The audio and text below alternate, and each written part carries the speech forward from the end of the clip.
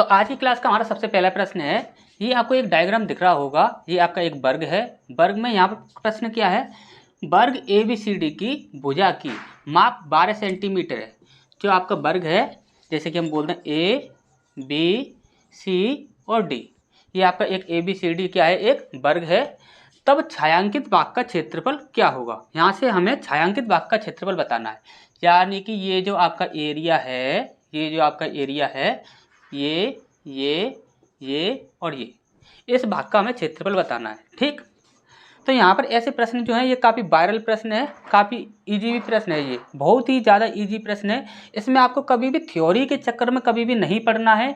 इस प्रश्न को सॉल्व करने के लिए ना ही आपको कभी किसी भी पेन या पेपर को उठाने की आवश्यकता है। सिर्फ माइंड ही माइंड में इस प्रश्न को सॉल्व करना है और देखते ही प्रश्न सॉल्व हो जाना चाहिए। देखिए यहाँ पर आपको क्या करना है, सिर्फ आपको क्या करना है, जैसे कि ये आपका ये वर्ग है, वर्ग की जो भुजा बताई गई है कितनी बताई है, 12 सेंटीमीटर। और आपको अच्छे से पता है वर्ग की सारी ही भुजाएं क्या होती हैं, बराबर होती हैं। ठीक, तो वर्ग की भुजा कितनी है आपकी, 12 सेंटीमीटर। ठीक, अब यहाँ पर वर्ग का जो क्षेत्रफल होता है वो क्या होता है, आपका भुजा का स्क्वायर। यही हम जानते हैं, जो क्षेत्रफल जो होता है वो क्या होता है, आपका भुजा का स्क्वायर। अब ध्यान से समझ लीजिए, इस प्रश्न में आपको किसी भी थ्योरी या किसी भी फॉर्मूले की आवश्यकता नहीं है, किसी भी चीज़ की आपको आवश्यकता नहीं है। जितना आपका वर्ग का क्षेत्रफल होता है, ध्यान समझ लीजिए, जितना वर्ग का क्षेत्रफल होता है उतना ही इस छायांकित भाग का क्षेत्रफल होता है। ठीक, प्रूफ वगैरह के चक्कर में आपको नहीं पढ़ना है। अब यहाँ पर बोला गया छायांकित भाग का क्षेत्रफल बताइए, तो छायांकित भाग का क्षेत्रफल क्या हो जाएगा, वर्ग का जितना क्षेत्रफल होगा उतना ही छायांकित भाग का हो जाएगा। तो वर्ग का क्षेत्रफल क्या हो जाएगा, हम भुजा जो है, भुजा का हम स्क्वायर कर देंगे तो हमारा वर्ग का क्षेत्रफल निकल आएगा। तो यहाँ पर आंसर क्या हो जाएगा, छायांकित भाग का क्षेत्रफल क्या हो जाएगा, 12 जो है, 12 का स्क्वायर कितना होता है, 144 सेंटीमीटर स्क्वायर। यही हमारा छायांकित भाग का क्षेत्रफल हो जाएगा। ठीक, इस क्लास में आपको सारे ही ऐसे प्रश्न मिलने वाले हैं जो कि आपके वायरल क्वेश्चन हैं। ठीक, जो कि आपके देखिए मेंस प्री वगैरह में जो आपके प्रश्न पूछे जाते हैं उसी टाइप के आपके सारे प्रश्न मिलेंगे यहाँ पर। ठीक, तो नेक्स्ट क्वेश्चन की ओर बढ़ते हैं। इसके बाद हमारा ये नेक्स्ट प्रश्न दिया हुआ है, काफ़ी अच्छा प्रश्न है और बहुत ही ज़्यादा ईजी तरीके से हम इसे सॉल्व करेंगे। काफ़ी लोग इसे देखकर डर जाते हैं, लेकिन डरना नहीं है, बहुत ही ज़्यादा इजी तरीके से सॉल्व करेंगे। और इस प्रश्न के जो सॉल्व करने का जो तरीका होगा उससे आप और काफ़ी सारे प्रश्नों को सॉल्व करना सीखेंगे। देखिए यहाँ पर कैसे, यहाँ पर देखेंगे आप, यहाँ पर बोला गया 12 सेंटीमीटर भुजा के वर्ग में जो पैमाने के अनुसार नहीं खींचा गया है। ठीक, जो कि पैमाने के अनुसार नहीं खींचा गया है, एग्जाम में पैमाने के अनुसार नहीं खींचा गया है, ये आपको पहले ही मेंशन कर दिया गया है। ठीक, अब यहाँ पर हर सिरे को मध्य बिंदु मानते हुए 4/4 गोले बनाए गए हैं। ये 1/4 गोले वर्ग में एक दूसरे को स्पर्श करते हैं। छायांकित भाग का क्षेत्रफल क्या होगा। देखिए यहाँ पर किया गया है, जैसे कि ये आपका एक वर्ग है, तो वर्ग में यहाँ पर ये वाला जो कोना है इस पर प्रकार की नोक रखकर हमने क्या किया कि एक इस प्रकार से यहाँ पर यूं सीधी एक रेखा खींची। ठीक, अब इसके बाद यहाँ पर एक प्रकार की नोक रखी, फिर इसके बाद यूं फिर एक रेखा खींची। ठीक, फिर इसके बाद यहाँ पर फिर यूं खींची और फिर यहाँ पर रखकर यूं खींची।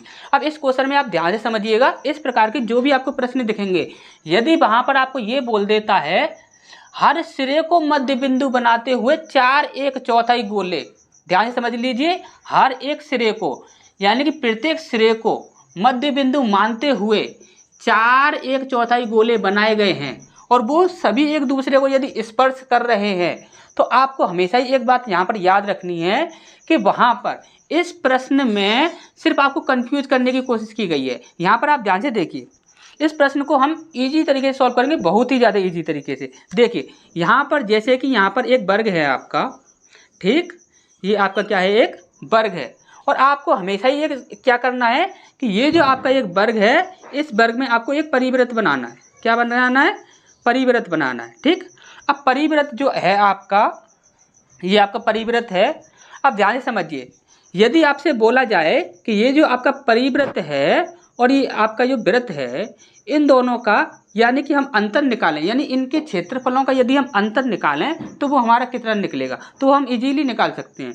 यदि इसी प्रश्न को यहाँ पर इस प्रकार से बोला जाए कि छायांकित भाग का क्षेत्रफल बताइए, तो यहाँ पर लोग कन्फ्यूज हो जाते हैं। क्यों कन्फ्यूज हो जाते हैं, क्योंकि ये जो डायग्राम है इसको इस प्रकार से बनाया गया है, ये जो डायग्राम है इसे इस प्रकार से बनाया गया है। देखिए कैसे, यदि हम यहाँ पर यहाँ से यहाँ तक की बात करें, यहाँ से यहाँ तक की बात करें, तो यहाँ से यहाँ तक की बात करें तो यहाँ पर यदि हम यहाँ पर एक रखी लाइन खींच देते हैं, यदि यहाँ पर हम एक लाइन खींच देते हैं तो देखिए ये आपका एक हिस्सा हो गया, ठीक, ये आपका एक हिस्सा हो गया। और यदि इसी प्रकार से यदि यहाँ पर हमने क्या किया, एक लाइन खींच दी, यदि हमने यहाँ पर एक लाइन खींची तो ये आपका एक हिस्सा मिल गया, ठीक, ये आपका एक हिस्सा मिल गया। तो ये जो यहाँ से यहाँ तक का जो आपका एक हिस्सा है वो आपका यही हिस्सा है, ठीक। तो ध्यान से समझिए। अब इस क्वेश्चन को जो हम सॉल्व करेंगे तो इस क्वेश्चन में हम क्या करेंगे कि परिवृत्त के क्षेत्रफल में से वर्ग के क्षेत्रफल को हम क्या करेंगे, माइनस कर देंगे।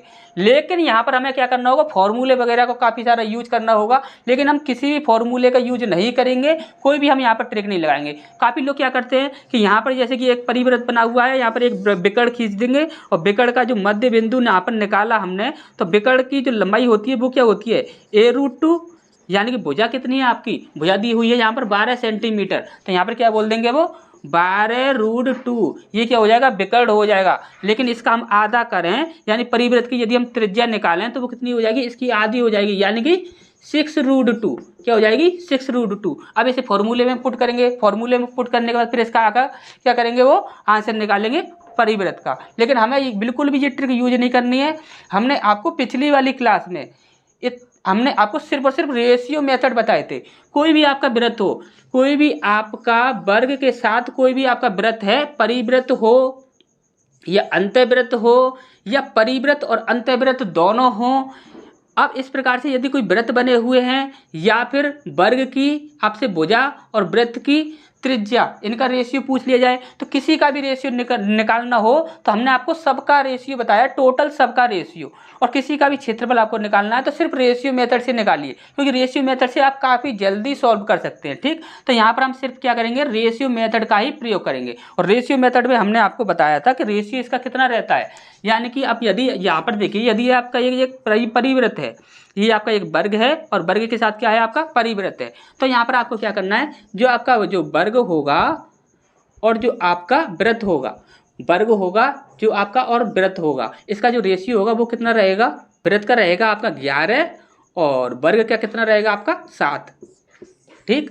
कोई भी कैसा भी प्रश्न आ जाए, यदि एक वर्ग के ऊपर एक परिवृत्त बना हुआ है तो 100% क्षेत्रफलों का जो रेशियो रहेगा वो हमेशा ये रहेगा। कभी भी कोई भी प्रश्न दिख जाए, आप ये रेशियो पुट कर देना, आपका आंसर कभी भी गलत नहीं होगा। लेकिन कंडीशन क्या होनी चाहिए, एक वर्ग के परिवृत्त का रेशियो होना चाहिए, वर्ग और परिवृत्त, ठीक, परिवृत्त की बात की जाए। और अंतःवृत्त का जो रेशियो होता है वो हमने आपको पहले ही बताया था, ठीक। अंतःवृत्त और परिवृत्त ये सारे ही रेशियो बता रखे हैं पिछली वाली क्लास में। यदि आपने ना देखे हो तो वो वाली क्लास देख लीजिएगा, पिछली वाली क्लास में सारे ही रेशियो बताए थे, ठीक। तो यहाँ पर हम सिर्फ रेशियो मेथड से सॉल्व करेंगे इसे, ठीक। तो जैसे कि इसे थोड़ा साफ कर देते हैं, थोड़ा, या वर्ग में सबसे ज़्यादा फायदा हमें क्या होता है कि कभी भी हमें वर्ग का क्षेत्रफल निकालना हो तो सीधा क्या करते हैं, हम भुजा का स्क्वायर कर देते हैं। तो वर्ग का क्षेत्रफल कितना हो जाएगा, यहाँ पर हमने बोला वर्ग का क्षेत्रफल, तो वर्ग का क्षेत्रफल क्या हो जाएगा, 12 का स्क्वायर कर देंगे, कितना हो जाएगा 144 सेंटीमीटर स्क्वायर, ठीक। अब यहाँ पर हमें रेशियो पता है, 7 जो रेशियो है वो किसका है, वर्ग का है, ठीक। तो यहाँ पर हमने रखा 7x की वैल्यू कितनी है हमारी 144, ठीक। तो x की वैल्यू कितनी हो जाएगी 144/7। अब हमें क्या करना है, वृत्त का जो क्षेत्रफल है वो हमें निकालना है। तो वृत्त का क्षेत्रफल निकालने के लिए हम क्या करेंगे, वृत्त का क्षेत्रफल निकालने के लिए 144/7 गुणा 11 से इंटू कर देंगे, क्या कर देंगे 11 से इंटू कर देंगे। अब 11 से इंटू कर देंगे तो यहाँ पर हो जाएगा 11 चौक 44 की 4 हासिल लगी 4 और 11 चौक 44 और 4 48, 48 की 8 हासिल लगी 4 और 11 एकम 11 और 4 15, ठीक। अब इसमें हमें क्या करना है, सिर्फ 7 से भाग लगाना है, ठीक। तो 7 दूनी 14, ठीक। अब इसका एक बचा, 7 दूनी 14 और 7 छिंग 42, ठीक, पॉइंट और 7 दूनी 14, ठीक। इतना हम ले लेते हैं यहाँ पर, ठीक। तो ये हो जाएगा आपका, क्या हो जाएगा आपका वृत्त का क्षेत्रफल। ठीक, अब हमें क्या करना है, सिर्फ वृत्त के क्षेत्रफल में से वर्ग के क्षेत्रफल को माइनस करना है, यानी कि 226.2। इसमें से हमें क्या करना है, 144.0, इसको हमें यहाँ पर माइनस कर देना है। ठीक, तो यहाँ पे क्या हो जाएगा आपका, तो यहाँ पर 2 और यहाँ पर आपका बच जाएगा 8 बच जाएगा। ठीक, तो यहाँ पर ये 82.2 ये हमारा आंसर आ जाएगा किसका, ये छायांकित भाग जो होगा इसका क्षेत्रफल। ठीक, तो नेक्स्ट क्वेश्चन की ओर बढ़ते हैं। तो इसके बाद हमारा नेक्स्ट प्रश्न है, यहाँ पर बोला गया है वर्ग की जो भुजा है वो कितनी है आपकी, 14 सेंटीमीटर। कितनी दी हुई है, 14 सेंटीमीटर। अब यहाँ पर छायांकित भाग का क्षेत्रफल पूछ रहा है, तो आपने काफ़ी प्रश्न देखे होंगे कि वर्ग के अंदर एक पत्ती बना दी जाती है, यानी कि लीफ यानी पत्ती बना दी जाती है और उस पत्ती का क्षेत्रफल पूछा जाता है। जैसे कि ये आपकी एक पत्ती है, ठीक, ये आपकी एक पत्ती है और इस पत्ती का यहाँ पर क्षेत्रफल पूछा जाएगा। ठीक, तो यहाँ पर पत्ती का जब क्षेत्रफल पूछा जाता है तो आपको कुछ भी नहीं करना है, यहाँ पर आपको सिंपली क्या करना है, एक फॉर्मूला लगाना है। जैसे कि लीफ का क्षेत्रफल, जैसे कि हम क्षेत्रफल ही लिख देते हैं, क्षेत्रफल क्या होगा आपका, होगा 4/7 इंटू ए स्क्वायर। ठीक, इतना आपको करना है। ठीक, तो यहाँ पर हम क्या करेंगे, 4/7 इंटू ए स्क्वायर। भुजा क्या है, कितनी है आपकी, 14, वर्ग की भुजा है ये। ठीक, तो वर्ग की भुजा कितनी है आपकी, 14, तो 14 इंटू 14। ठीक, तो 7 दूनी 14 और 14 दूनी 28, 28 गुणा 4। ठीक, कितना हो जाएगा, 8 चौक 32 की 2, हाथ से लगी 3 और 4 दूनी 8 और 3 11 सेंटीमीटर स्क्वायर। ठीक, 112 सेंटीमीटर स्क्वायर, यही हमारा आंसर हो जाएगा। ठीक, तो नेक्स्ट क्वेश्चन की ओर बढ़ते हैं।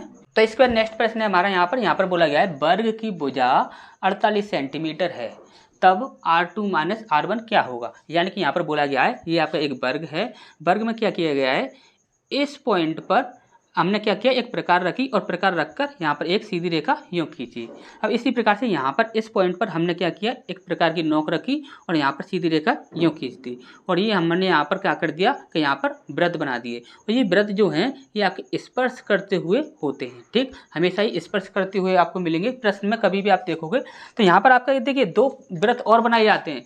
यहाँ पर देखोगे तो एक वृत्त यहाँ पर बनता है इस प्रकार से और एक वृत्त आपका यहाँ पर बनता है इस प्रकार से, और ये वाले जो 2 वृत्त होते हैं ये आपके समान रहते हैं। ठीक, ये वाले वृत्त आपके क्या होते हैं, समान रहते हैं। जैसे कि हम इसे बोलते हैं ये R1 है, ये R2 है और यहाँ पर इसे हम बोल देते हैं ये आपका R3 है। ठीक, तो ये भी आपका क्या होगा, ये आपका R3 ही होगा। ठीक, ये भी R3 है। ठीक, ये वाले दोनों क्या होते हैं, बराबर होते हैं। ठीक, ये जो आपके प्रश्न चल रहे हैं ये आपके देखिए SSC मेंस वगैरह प्री वगैरह इनमें आपके काफ़ी प्रश्न ये वाले पूछे जाते हैं, तो काफ़ी अच्छे लेवल के प्रश्न है, ध्यान से समझते जाइए बस इन्हें। देखिए यहाँ पर बोला गया है हमें R2 और माइनस R1 क्या होगा, तो हमने आपको थ्योरी में आपको अच्छे से बताया था। जब कभी भी आपको देखिए यहाँ पर पूछा जाता है R1 क्या होगा, यहाँ पर पूछा जाता है आपका R2 क्या होगा और पूछा जाता है एक R3, ये 3 की हमें यहाँ पर आवश्यकता पड़ती है। तो यदि R1 की बात की जाए तो ये होता है आपका भुजा बट्टे 16। ठीक, ये R1 होता है। R2 क्या होता है, 3 इंटू भुजा बट्टे 8। अब इसके बाद आपका R3 क्या होता है, तो R3 होता है आपका A/6। ठीक, ये होते हैं आपके ये तीनों। ठीक, ये हमने आपको थ्योरी वाली क्लास में बता ही दिए थे। ठीक, हमने आपको बोला था कि प्रश्न जो होंगे वो हम आपको बाद में कराएंगे। ठीक, तो यहाँ पर आप देखो, यहाँ पर सबसे पहले हमें R2 निकालना है। R2 के लिए फॉर्मूला क्या होता है आपका, 3 इंटू A कितना है आपका, भुजा कितनी दी हुई है 48। ठीक, 48 बट्टे और यहाँ पर क्या करना है, हमें 8 से डिवाइड करना है। तो देखिए 8 सिंग 48 होता है, 6 18, ये कितना हो जाएगा आपका 18 और 18 क्या है आपका R2 है। ठीक, इसके बाद हमें निकालना है R1। ठीक, R1 निकालने के लिए बोला है, तो R1 है आपका A यानी कि 48/16। ठीक, 16 3 48 होता है। ठीक, ये हो जाएगा आपका R1। अब यहाँ पर हमें क्या करना है, R2 माइनस R1। ठीक, यही हमें करना है। क्या हो जाएगा आपका 18 माइनस 3 15 सेंटीमीटर, ये हमारा आंसर हो जाएगा। ठीक, तो नेक्स्ट क्वेश्चन की ओर बढ़ते हैं। इस पर ये हमारा नेक्स्ट प्रश्न है, यहाँ पर बोला गया है एक वर्ग के अंतःवृत्त और परिवृत्त के क्षेत्रफलों के बीच क्या अनुपात होगा। ये हमसे डायरेक्ट ही यहाँ पर पूछा गया है और कुछ भी यहाँ पर डिजिट हमें नहीं दी गई है। तो इसका हमेशा ही याद रखना, आपको सिर्फ याद रखना है कि इनका जो रेशियो होता है 1:2 हमेशा ही इसका आंसर होता है। अंतःवृत्त का जो क्षेत्रफल होगा वो ये हो जाएगा, परिवृत्त का जो क्षेत्रफल होगा वो ये हो जाएगा। तो दोनों क्षेत्रफलों का जो रेशियो रहेगा वो सदैव भी 1:2 रहता है। यदि आपने पिछली वाली हमारी क्लास देखी हो तो आपको ये बातें अच्छे से पता होंगी। यदि आपने नहीं देखी है तो हमने आपको बता देते हैं, ठीक। यहाँ पर हमको आपको बता देते हैं कि कैसे होता है ये, ठीक। तो जैसे कि आप ध्यान से समझिएगा, यहाँ पर हमने एक क्या किया, एक वर्ग बनाया। क्या किया कि एक वर्ग बना लिया और इस वर्ग के हमने एक परिवृत्त बना दिया, ठीक। एक हमने परिवृत्त बना दिया और यहाँ पर एक हमने, जैसा बन रहा है डायग्राम आप देख लीजिए बस समझने के लिए, ठीक। ये हमने एक अंतःवृत्त बनाया और एक परिवृत्त बनाया, ठीक। अब यदि हम अंतःवृत्त की बात की जाए तो देखिए हमको अच्छे से पता है कि वर्ग की जो प्रत्येक भुजा है हम उसे ए मान लेते हैं, ठीक। क्या है, वर्ग की प्रत्येक भुजा जो है उसे हमने ए माना है, ठीक। अब यहाँ पर ये पूरी भुजा ए है, तो यदि अंतःवृत्त की त्रिज्या की बात की जाए तो वो क्या हो जाएगी आपकी, ये पूरी तो ए होगी लेकिन अंतःवृत्त की त्रिज्या जो होगी जो मिड पॉइंट से बनेगी तो वह क्या हो जाएगी, a/2 इतनी हो जाएगी। अब यदि परिवृत्त की त्रिज्या की बात करें तो परिवृत्त की त्रिज्या कभी भुजा से नहीं बन सकती, वो किससे बनेगी आपकी, वो बनेगी आपकी विकर्ण के द्वारा। तो विकर्ण यदि हम देखें और विकर्ण का यदि हम आधा कर दें तो वो क्या हो जाएगा, वो विकर्ण की लंबाई होती है आपकी a√2 और a√2 इसका हम यदि आधा कर दें तो हमें परिवृत्त की त्रिज्या मिल जाएगी, कन्फर्म है, ठीक। तो यहाँ पर देखेंगे हम अंतःवृत्त का क्षेत्रफल, ठीक। अंतःवृत्त का क्षेत्रफल, इसका रेशियो परिवृत्त का क्षेत्रफल, इसके साथ हमें इसका रेशियो निकालना है। तो अब हम क्या करेंगे, अंतःवृत्त का क्षेत्रफल क्या होता है आपका, अंतःवृत्त का क्षेत्रफल होता है आपका πr² और परिवृत्त का क्या होता है πr², ठीक। अब यहाँ पर अंतःवृत्त का क्षेत्रफल r कितना हो जाएगा आपका, अंतःवृत्त की त्रिज्या कितनी हो जाएगी a/2, तो यहाँ पर क्या हो जाएगा a/2 का होल स्क्वायर। इसके बाद परिवृत्त की क्या हो जाएगी πr², यहाँ पर कितना हो जाएगा a√2/2, a√2/2 का होल स्क्वायर, ठीक, इतना हो जाएगा। अब यहाँ पर आप देखोगे πa² बाय यहाँ पर कितना हो जाएगा, 2 का स्क्वायर करेंगे यहाँ पर 4 हो जाएगा, ठीक। इसी प्रकार से यहाँ पर हो जाएगा आपका a², ठीक, और √2 का √2 में इंटू करेंगे तो कितना हो जाएगा आपका सिर्फ 2 हो जाएगा, ठीक। और यहाँ पर ये कितना है आपका 2 है तो इसका स्क्वायर करेंगे तो कितना हो जाएगा आपका 4 हो जाएगा, ठीक। अब यहाँ पर आप ध्यान से देखिएगा, यहाँ पर पाई लगा हुआ है, ठीक। पाई से पाई कैंसिल हो जाएगा, a² से a² कैंसिल हो जाएगा और ये 4 से 4 कैंसिल हो जाएगा। यहाँ पर कितना बचता है, तो यहाँ पर आपका 1 बचेगा और यहाँ पर कितना बचता है, तो यहाँ पर 2 बचेगा। ध्यान से देख लीजिए, हमेशा ही रेशियो आपको सिर्फ याद रखना है। जब कभी अंतःवृत्त और परिवृत्त इन दोनों की बात की जाएगी, यदि एक वर्ग दिया होगा, यदि एक वर्ग दिया है और अंतःवृत्त और परिवृत्त की बात की जा रही है तो हमेशा ही उनका रेशियो क्षेत्रफलों का जो होगा वो रहेगा 1:2,